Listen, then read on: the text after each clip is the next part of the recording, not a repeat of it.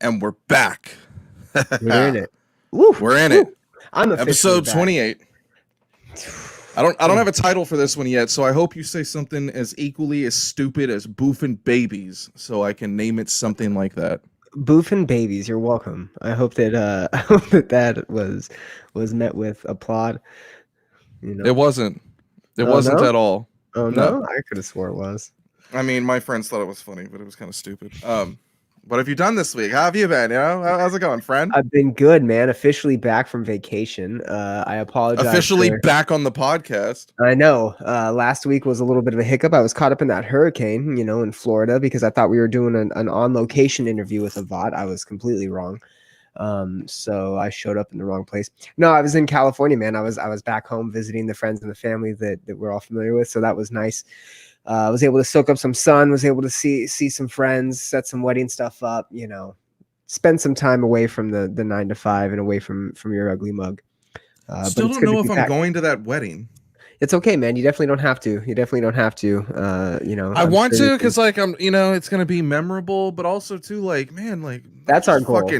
I just hate everyone that you're friends with. Our goal is to have it be a bomb-ass party, and I know you do. I know. And that's unfortunate because I feel like I have such a good crowd. I feel like I have such a solid crowd of people that love me and through me could maybe that's what bugs me. Maybe that they love you, and it's like, how could somebody love Brian? I was going to say they can learn to love you vicariously through me because you're my friend associated with me, via the podcast and stuff. I would assume that you would maybe be associated with my good fortune that I have, You can hear all about it on my podcast, Common Chaos.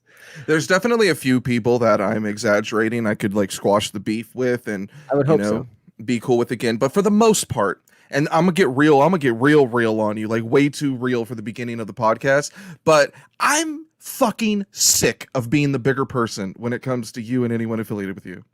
Maybe I wasn't the bigger person when it came to you. Maybe I was definitely the little person. Maybe I was always the backstabber when it came to hating you. But everyone else affiliated with you, the whole band and shit that I let shit slide, it's like I could let it go, but they're never gonna be 100% again or be my friend or be my bestie or be someone I can trust. So what's the point? Just forgive them for the sake of forgiving. Fuck that. This episode is not brought to you by forgiving. I mean, learn to let live a little bit, I guess. Let Live is not a band anymore. I think they are the Fever 333. Moving on. They're coming back. They're not. So what is on the 6ix9ine front? Because I have a theory. Okay. Have you heard anything from him at all? I have not. No. All right. So his album flopped. It didn't sell well. He's been made fun of the whole time. Everything would have been forgiven if the album sold decent, made big numbers again, but it didn't. Then he had that hydroxycut overdose, which is one of the strangest things we've ever covered. And now he's still not on Instagram. So it leads me to think that he's still fat, or he thinks he's fat. So he's not coming on. Is the reign of terror over? Has the hype train been derailed? Is Tekashi 6ix9ine finally done? I think what we're getting here is we're getting a look at what happens when you hit that hard place, man. And I kind of want to say that the hydroxycut overdose was a little bit. I mean, I don't want to call it an attention grabber. But I thought it was a commercial. I thought it was a really bad commercial because if you think back, the last person that I could think of that advertised hydroxycut was Anna Nicole Smith, and she's dead. That was, I believe, a different product, but same line. Yeah, same line of thinking. And I mean, this is the effects, right? When people they can overdose on this, people can go fucking a little bit too much on these products, And I didn't think 6ix9ine looked that bad, although I did feel that his video maybe where he was shitting his pants, he did look a little chubby, and he looked a little chubby when he was bearing some skin. He had a dime piece of a broad. Maybe he had to feel like he had some stuff to keep up to. Are we calling women broads on this episode? We are. Are we?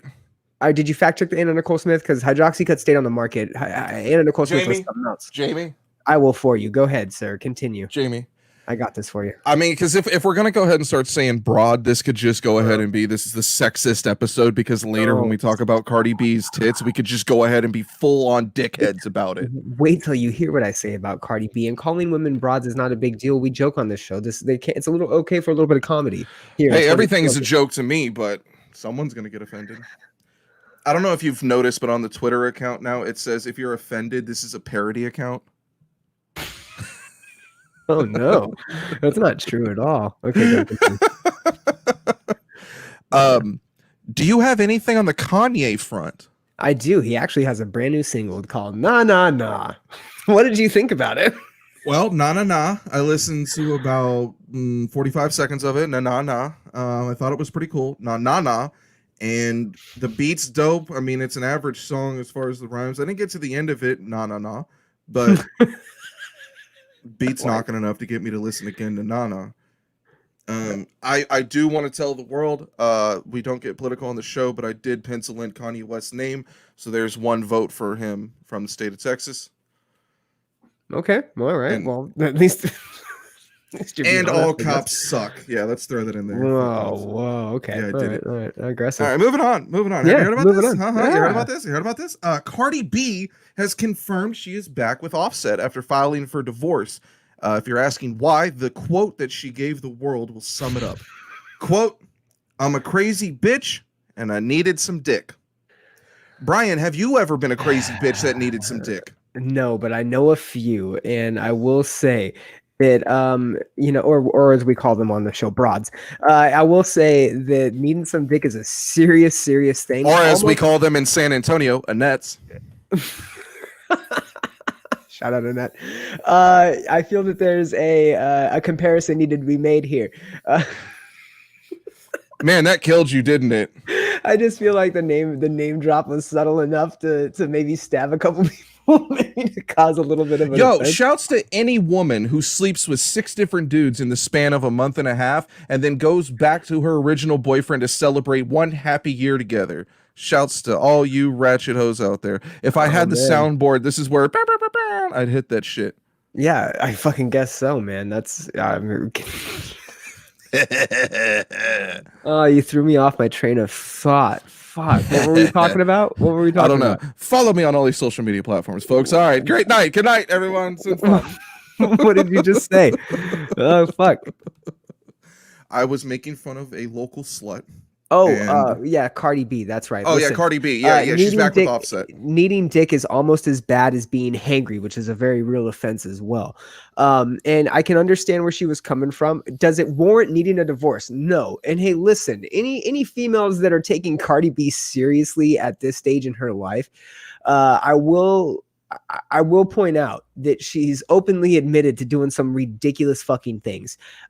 Threatening to divorce your so-called best friend and husband over lack of dick is not something that you should follow suit on, ladies. So well, Your Honor, you see, Offset, mama, he stopped giving me dick. So like, listen, you gotta like make him gives me dick.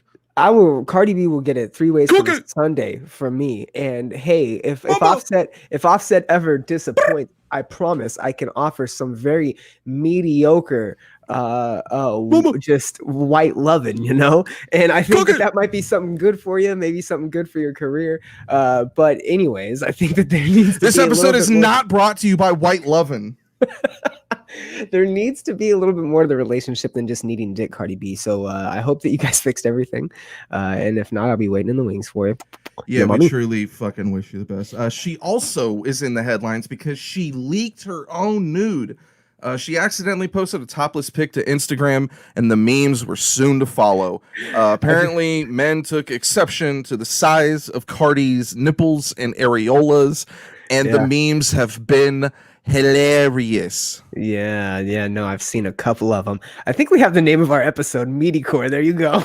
Mediocre. Mediocre. Oh, I thought it said Meatycore. Meatycore. And Brian, okay, this episode's brought to you by dyslexia. It popped up too quick. This dyslexia is brought to you by episode. Okay, so the funniest meme I've seen is it's someone scooping like flapjacks, and it happens to be Cardi B's tit. and like they put a little cube of butter over the nipple. That was the funniest one for me. Oh, I got one for you. Hold up. Continue. Go with the next I was one. like, are you about to show it? Because we're about to get kicked off stream if you show it. Definitely not. I'm sending it to you though.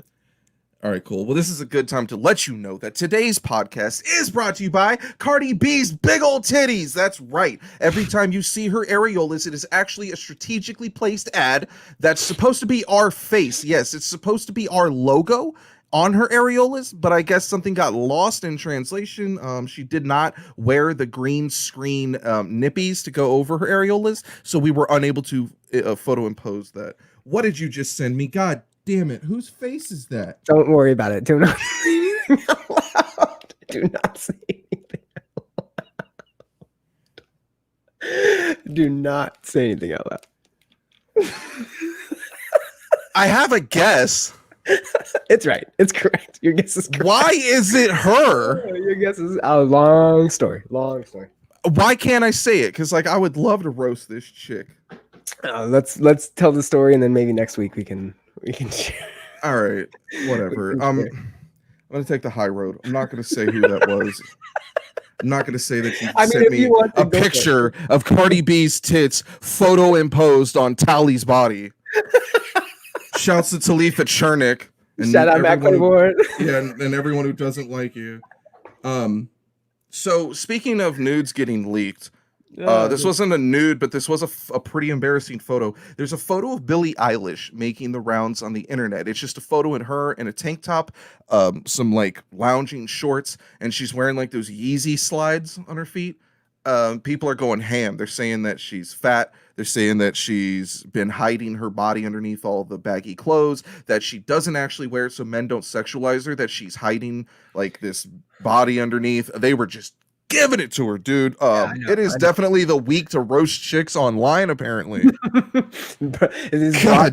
Broads are just lining up for a beating over here. God damn, dude.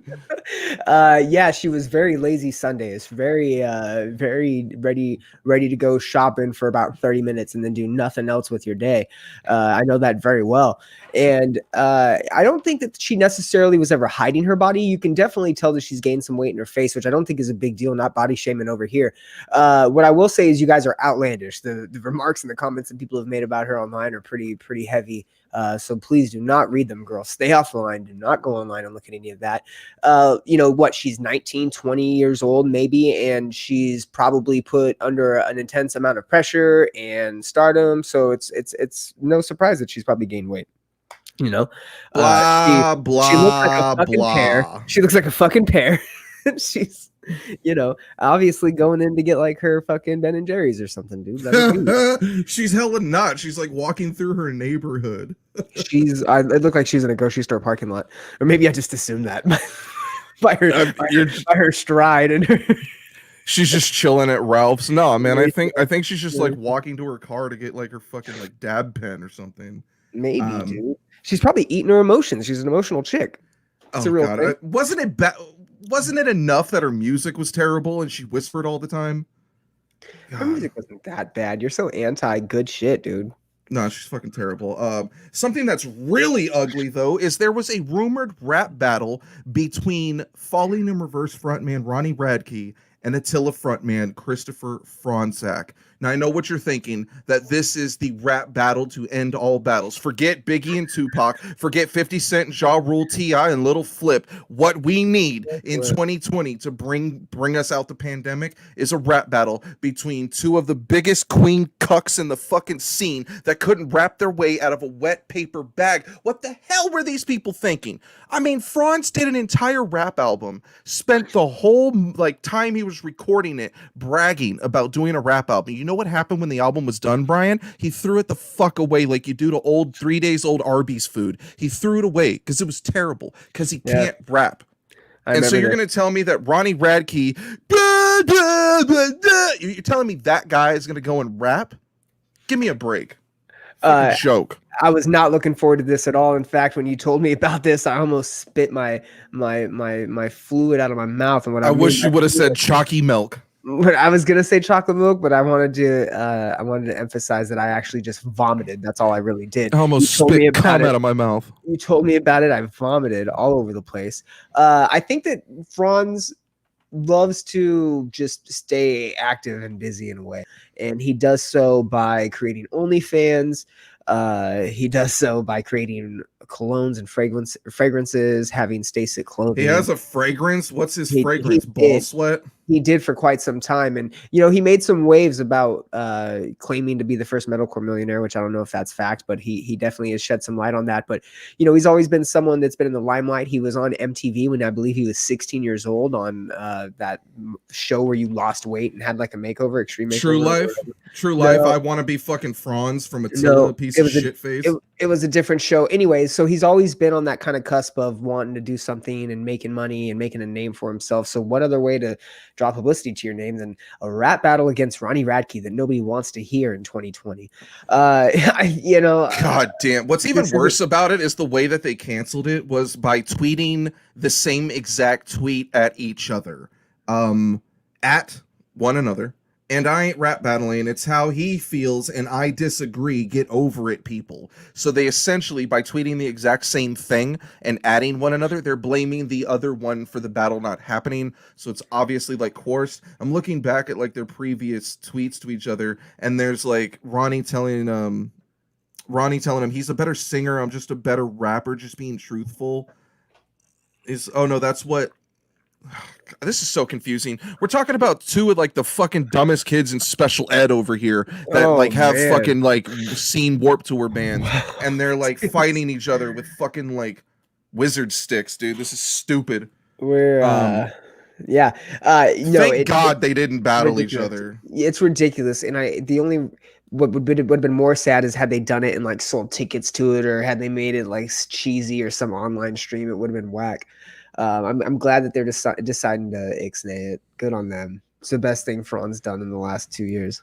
Here's a disgusting tweet I see a fan wrote to Franz. Like the one time Franz sniffed dead remains in Corpus, that was the best show. Saw titties like crazy and got laid that same night. LOL. Jesus Christ. Amber's got it right. They're running out of ideas to stay prevalent right now since they... Yeah, I think she meant revenant. Revolution. Right now since they can't tour. FTR.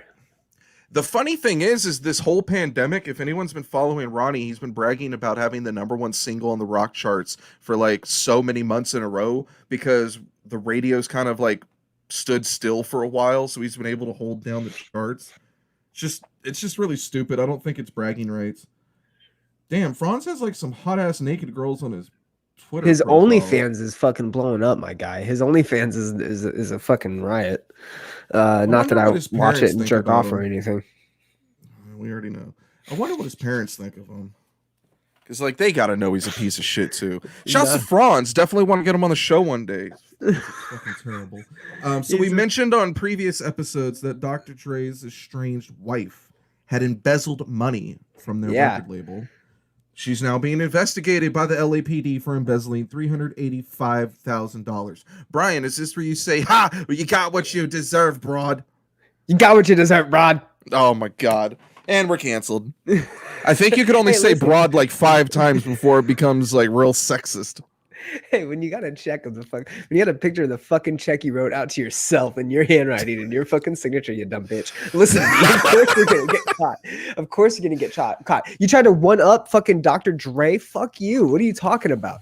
How dare you? It's the DRE. That shit's funny. Yeah, I don't like anyone embezzling. Remember when we worked at a grocery store together? Our piece of shit boss, Phil Stein, embezzled money from Ralph's grocery store, and he was unable to work anywhere because he had a felony. And so he created a sandwich shop called Windy City Subs or something. Anyway, so we vandalized it and burned it down before I left town. Did you also know that Little Xan is being sued? Everyone is getting sued. Yeah, you had a list. You had a list of people that were being charged with cases, if I'm not mistaken. So, or being sued, not charged with cases, but being sued. This one's the funniest to me. Why? What is he necessary? What is this? If you know anything about Little Xan and the dumb shit he does, besides how ugly his face is with all the tats, that he went through a phase where he was publicly insulting Tupac, saying Tupac was boring, he wasn't the best rapper, he didn't care if he was dead, blah blah blah. I guess during this time, somebody took exception to it, and Little Xan pulled a gun on a guy at a 7-Eleven. Whoa, Little Xan going hard. So now he's being sued by that man. So that's funny as shit to me. You did it. You're on camera doing it, so you're probably going down. The further list of people getting sued, Drake. You know how much I love Drake.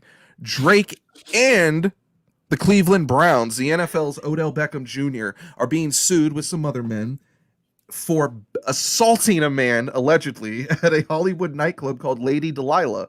The man is seeking $250,000 for allegedly getting jumped. You know how I know this is bullshit? Because Drake wouldn't bust a grape in a fruit fight.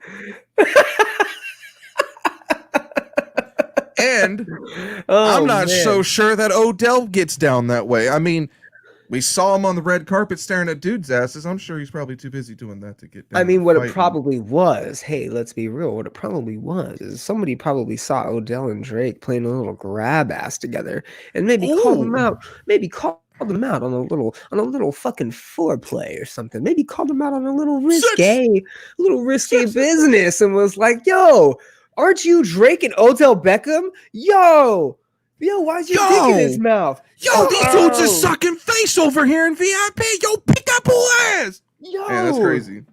Yep, that's what I think. That's crazy. You heard it here, folks. Are we starting rumors or what? Oh, that ain't a rumor. No, Brian just confirmed it, reported it as fact. Drake is dating Odell Beckham Jr. It was just a matter of time. You know, I've had this theory about Odell since he came into the league. He's done some questionable things. Hey, you move your hips, sir. You move your hips like no, like. Oh yeah, the man can dance. Oh, he could. Let me tell you, Brian. He could dance way too good to be one of them straight guys.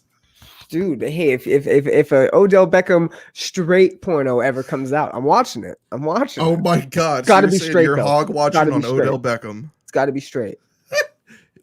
His dick has to be straight, no curvature. Yes, and the porno. Because if it hooks left, I'm getting weirded out. I'm out of here. If it hooks left, I'm not into that hook shit. I don't discriminate, dude. We don't just watch fucking straight porn over here. I got a headline for you. Can I read you a fucking headline? I hope it's gayer than this one. It is. You ready for this? Georgia State Representative Vernon Jones crowd surfs maskless at a fucking Trump rally. The headline for it is Pandemic Schmandemic. I wanted to throw this out here real quick and maybe go through a list of the worst places to crowd surf at. Could you give me a couple?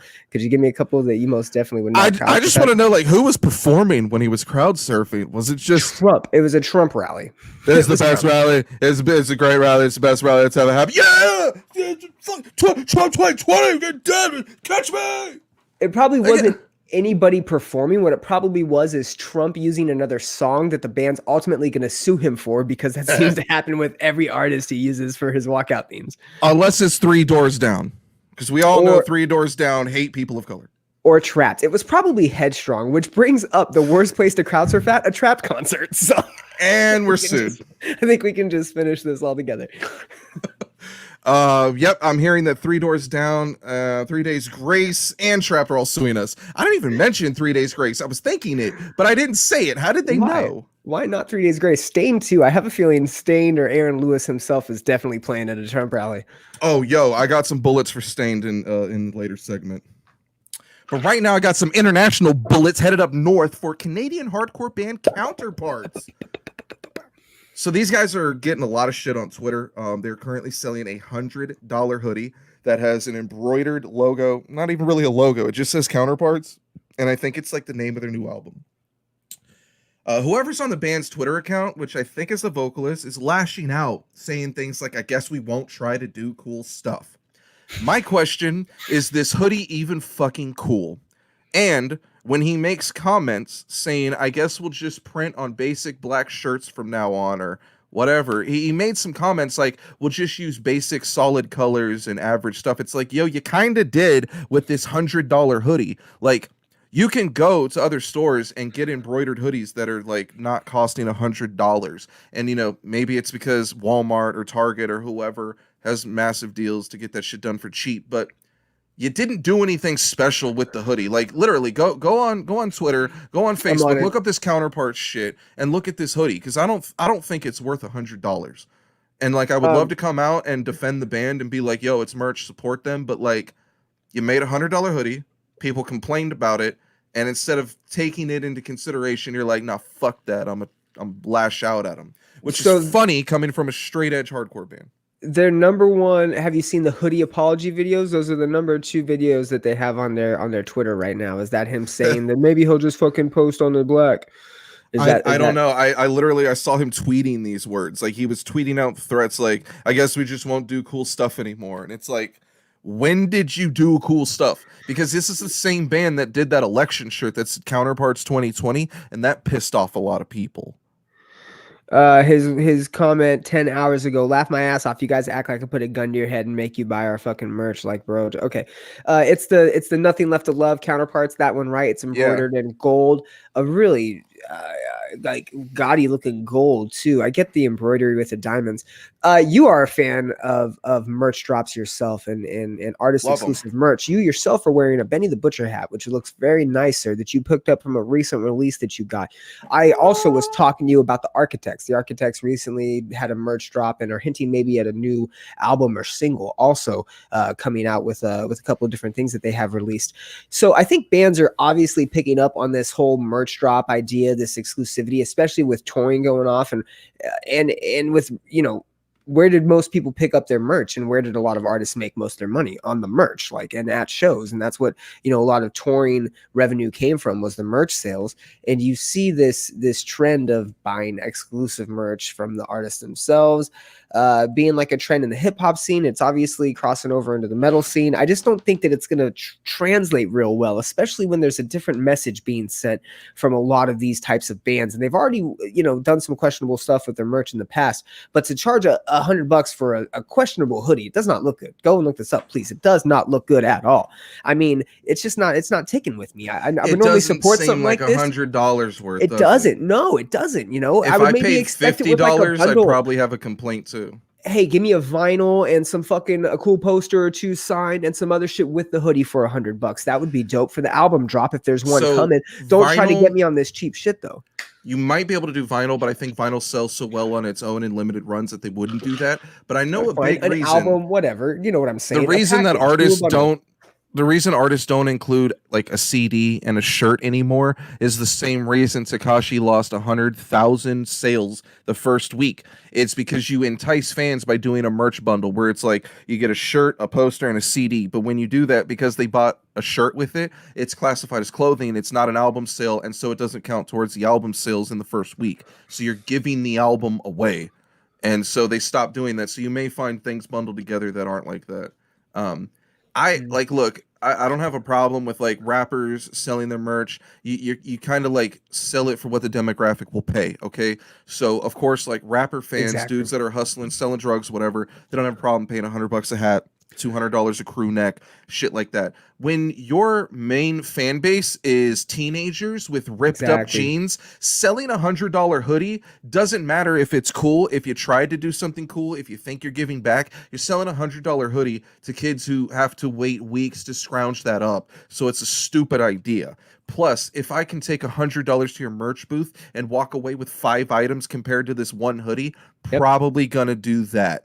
Mhm. Absolutely. So what's ultimately and we're not, they won't tell us because it's going to be a fail on their part, but when they realize that this hoodie hasn't sold out and they have it at the end of the year, they're going to realize this was a dumb boneheaded idea and they probably shouldn't have lashed out at their fans the way they did. So I don't support that. Counterparts has always been a band that's kind of like underground. They're relying on a niche little hardcore scene to keep them afloat with merch sales and shows. They're never playing that big of venues. It's always small 500 crowd like cap room club Yep. venues Yep. and shit. A Soma. Yeah. So don't burn the only fans you have by shitting on them and disrespecting them with these merch ideas, because you basically drop something that's above the pay grade of a lot of your fans and it's not worth the money and you're insulting them by saying, "Oh, well, I'm not forcing you to buy it." Just don't be a fucking asshole. Kind of burned on counterparts that I've seen them a bunch of times. I had nice things to say about them, but that's stupid. Speaking about bands that I try to have nice things to say about them, Code Orange are doing a Halloween live stream. It's supposed to be fully immersive and like another paragraph worth of descriptive adjectives. It sounds fucking loony. Do you care? I mean, I like Code Orange. I mean, what are some of these other paragraph of adjectives? I don't know. I don't give a fuck. I feel like an immersive Halloween show. I mean, I've seen a couple of the live stream shows the band's been putting on, and they're cool. Yeah, they're trippy. It'd be pretty awesome. I think they're being rivaled with the Minecraft pop-up raves that are going on. So or the fucking raves that are going on. What did Travis Scott do? Travis Scott did an entire theme park, a meal at McDonald's. What? He did that. Did you see the new McDonald's meal from that? J Balvin? Yep. No, Travis Scott hopped into not PUBG. What's the other game? Fortnite. He hopped into Fortnite and did a whole like little breakdown thing, and people. Yeah, he's done 2 concerts. He has his own skins and weapons in the game. Yeah, so people are trying to get creative. I'm sure the Halloween show is going to be pretty dope. I think that a lot of bands are doing that, especially with the forecast of early 2021. August Burns Red also announced that they were going to do a streaming show for the 15th anniversary of Thrill Seeker coming up here shortly. So, I mean, I'm excited. Do you know what they're charging? Do you know what the going rate for it is? It's coming up here pretty quick. Do you have any of that info? Look, man, I'm gonna answer you the same way that I answered this chick when she asked if I was single. Google it. Also, Pussifer is doing a live stream. Do you care about that? I do. I like Pussifer. Do I care about it any more than Code Orange? No, I don't. Yeah. Shouts to Pussifer Google and Tool, who recently lost their frontman to COVID. No, they didn't lose him. He's still alive. Don't start bad rumors. Come on. Now. The COVID fit.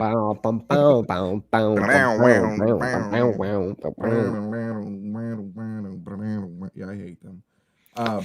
The lineup for Rockfest 2021 has been released. Normally, I don't care about annual rock festivals in Wisconsin, but there's not a lot of shows going on, so it's kind of cool. It's been announced for July 15th to 17th next year, 2021. Headliners include Limp Bizkit, Korn, Stained, Disturbed, and Snoop Dogg. Brian, my question for you is, should bands like Limp Bizkit still be headlining in 2021? The 15-year-old me wants to say yes. 15-year-old me wants to say yes. 15-year-old you is also a fat piece of shit. Yeah, and a fucking creep too. And so, do I think that fucking Korn, Limp Bizkit, Snoop Dogg, and Disturbed and Stained, Theory of a Dead Man, fucking gag me now. Steel Panther. Fozzie's gonna be there. Fozzie's pretty dope. Memphis Mayfire is finally returning from their condonement of just whatever weird shit that they were in because he's a weirdo. Nirvana. What? Whoa, hold up. Nirvana. I was about to say, I'm pretty sure that band broke up a couple years ago. What is Nirvana? Okay, hold up. We also have appearances by All That Remains, Bad Wolves of Mice and Men without Austin Carlisle, unfortunately. God, are you going to mention a good band? I'm not. We Came as Romans. Motionless in White. Shout out to Chevelle. Hyro the Hero. He's cool. Yeah, Chevelle will be there, but they already kicked the one brother out, so it's really just not the same anymore. So it's just Vel. Cowboys from Hell without both of the original members, so right? They both died, didn't they? Fuck that. Fozzie will be there. Fozzie, shout out Fozzie. Oh, and apparently Saturday there's still a headliner to be announced. It's Korn and then a secondary headlining or a support spot by 2BA. So who knows? Spoiler alert, it's Papa Roach. Moving on. Papa Roach in fucking Hollywood Undead or what? Hey! Yo, yeah. Okay, yo, I'm glad you brought that up because Hollywood Undead have a new song. Yes, a new song. I know. Yeah, it's amazing. It's with Papa Roach and Ice Nine Kills in 2020. It's on the I Hate the Scene Facebook. Go over there right now and tell us how fucking awful it is. Let's repeat that one more time. Hollywood Papa Undead. Roach, Hollywood Undead. Ice Nine Kills. Ice Nine Kills. Papa Roach. In the year 2020. Papa Roach. Ice Yo, Nine Kills. a meteor could come tomorrow, bro, and I'm not too sure I would care a whole lot. Hollywood I'm not Undead. sure that I would give a fuck. Oh my god. It's somebody sent that to me without any caption, and I go, "What the fuck is this new?" And they go, "Just dropped." Shout And out shout out to to Matt Claiborne because he's the one who sent it to me. Shout out to him. shout out to fucking Michael Renteria, homeboy from fucking La Quinta Brewing Company back in the day.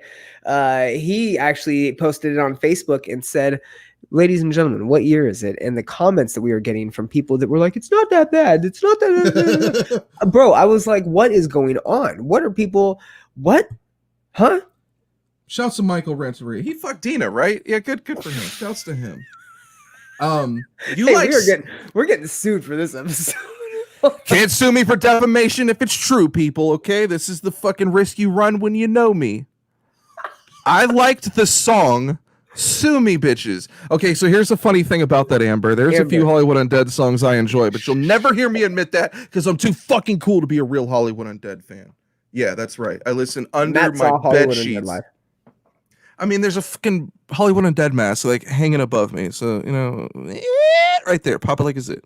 Amber, first of all, shut the fuck up. Second of all, don't you Oh ever my God, suggest, Jesus. don't you Whoa. ever suggest Whoa. that we go into a legally binding Can he do that? like Can he do confrontation like with that? you? Don't you I think I ever just called her a fucking say bitch. that again. I did not wouldn't call do her a that. bitch. I did not, Amber. You're a fucking sweet Dude, lady. I don't know. You are Who a else can we sweet slander on lady, this episode? and you are a very sweet girl, and we have had some very good discussions. Dude, I did Piper's not never call going to you a watch bitch. this. There's no point in slandering her. Hey, you fucking cross those names out. Gina? There. No, that's stupid. Stop. She already tried to threaten to sue me. All right, I got to go. I'm doing a show. Gina? Who the fuck are you talking about? Gina Show. Oh, funny story. Gina Show, yeah. I dissed her, and this other chick, Gina, thought it was her, the dude from the early November's wife, and it wasn't. And anyways, long story. Amber hasn't responded in the chat at all, so I think she's because you were rude to her and she fucking hates you. calling her lawyer. Do you still like Silverstein? Because I haven't listened to them since we were at that one chick's house you used to date. What you got about him?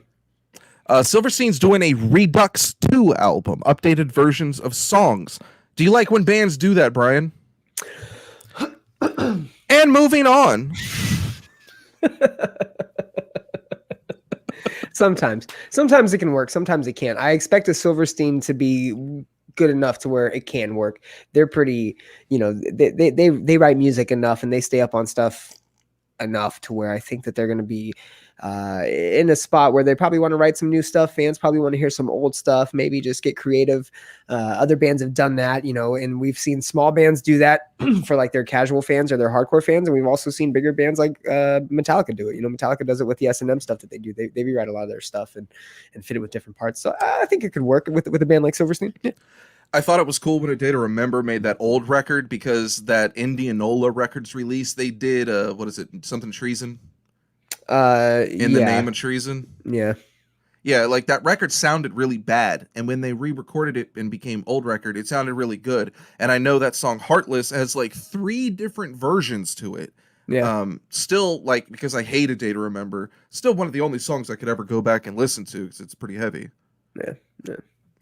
But I like when bands do that. I like when bands go back and remaster stuff. Like Whitechapel remastering Somatic Defilement was next level. You're getting called out. I don't believe your act one bit. Your apology invalid. Let's not be mistaken, Amber. I did not apologize. I said that I did not call you a bitch, which I did not. You're still very wrong for saying that song was good. So let's not get it twisted. Oh my God. Yeah, so I don't care about the Silverstein album. A lot of people talk about Shane Told's podcast like it's really good.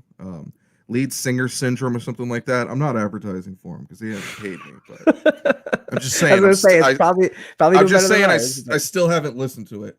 Yeah. Bring Me the Horizon have announced their new album, Post-Human Survival Horror, will be released October 30th. That'll be in, 2 weeks? Are you stoked for this album? What about these features? Okay, can we please talk about this? They've got Baby Metal on an album and Amy Lee on a song. One Day, The Only Butterflies Left Will Be in Your Chest as You March Towards Your Death, featuring Amy Lee, is track number 9. That's a song title? Yes, it is. I'm a little bummed that we're only getting 9 tracks out of this. I'm hoping that that they're going to be some pretty heavy, impactful. I hope we get this atmospheric feel that we've been getting from a couple of the singles. I'm a huge fan of Parasite Eve and Obey. Even though I'm not a Youngblood fan, I did like. So I'm excited for it, man. Fuck Youngblood. Oh my god, Youngblood, I go know. away. I This know. episode is brought to you by Youngblood being the most overrated artist in the fucking world. Yep. Also, Vinny says Shane Told's podcast slaps. Shut the fuck up, Vinny. Oh man, we're not. There's 4 people listening right now. We're gonna have fucking no one next week because we're just gonna insult our fans. Nah, we got a lot of cool shit coming up. We're gonna have people watching. It's not just gonna be our ugly mugs up here. I'm not gonna say what bands, but if you're like fans of bands like Alpha Wolf or Vanna or my ball sack, and you'll probably have a fun time. You mean D's Nuts? Yeah. Speaking of D's Nuts, I have some sad news. Your favorite rap group, the Cottonmouth Kings, rapper Saint Dog has passed away at the age of 44. There's still no cause of death. He was unresponsive at a friend's house in Victorville, California. So obviously they were doing drugs together. That's accurate. That's the most accurate statement we've made all show. Definitely in Victorville, definitely due to drugs. Definitely drugs. Apparently Saint Dog's one of the founding members of the group. I'm not a KMK fan, but damn, if you live in Southern California, some of your friends are like obsessed with KMK and SRH, that racist or supporting radical habits Spade clothing line. Yeah, I thought it stood for Stoners Wreak Havoc. No, supporting radical habits. Yeah, anybody that was a Cottonmouth Kings fan or an SRH fan, definitely white, and definitely spiked blonde hair, definitely a girlfriend named Ashley. Yep, definitely your friend in Southern California. Hey, what Cottonmouth King derivative did we see at the Key Club when we saw Dead Celebrity Status, Tech Nine? What was that? We saw like 2 or 3 of them, right? But it was like a side group. It was like solo dudes out of that crew. So it was dudes from the Suburban Noise Records like crew. That's right. Like Big B was one of them, and then damn it, somebody whose name's like Daddy something from Cottonmouth Kings. Yeah. We saw him. Yeah, I don't remember his name. Yeah, I don't listen to that shit. When it comes to hip hop, shit like Cottonmouth Kings just insults everything that I grew up on. Fair. I mean, it really does. Fair. As far as like the essence of hip hop, because even if we stray off and listen to this mumble rap, there's still elements of real hip hop in there. But when you get into this KMK shit or this like overtly white boy rap, it's bad. And I hit that blase and that's Desi, and they just get super fucking weird. I don't listen to KMK. I don't listen to ICP. I don't listen to Suicide Boys. You're not going to catch me listening to any of that crap. That's not to say I don't listen to white rappers. There's still plenty of good ones. They're just not in those fucking rap groups. It's a weird alternative white rap. It's this weird you're like a Juggalo Janko jean wearer. I mean, hey, for Cottonmouth Kings, I'll put it like this: like it's a lot easier as a white boy to spike your blonde hair and wear not very expensive chains and Jinko jeans and stupid shit like that than trying to be a real baller like a Rick Ross or any of these other rappers that have money. You're not going to be that. Like, you just can't, like, there's underground rappers that are white that do different styles. There's murderous guys. There's backpack dudes. There's ASAP Rock. There's Evidence. There's Action Bronson. There's Eminem's. I'm pretty sure both the dudes in Suicide Boys are white, but ugh. I know a lot of people like that shit. That just leaves a bad taste in my mouth. Ugh. We were talked about it a couple weeks ago that 3-6 Mafia was suing them. It's about goddamn time. 3-6 Mafia and Bone Thugs and Harmony should sue them.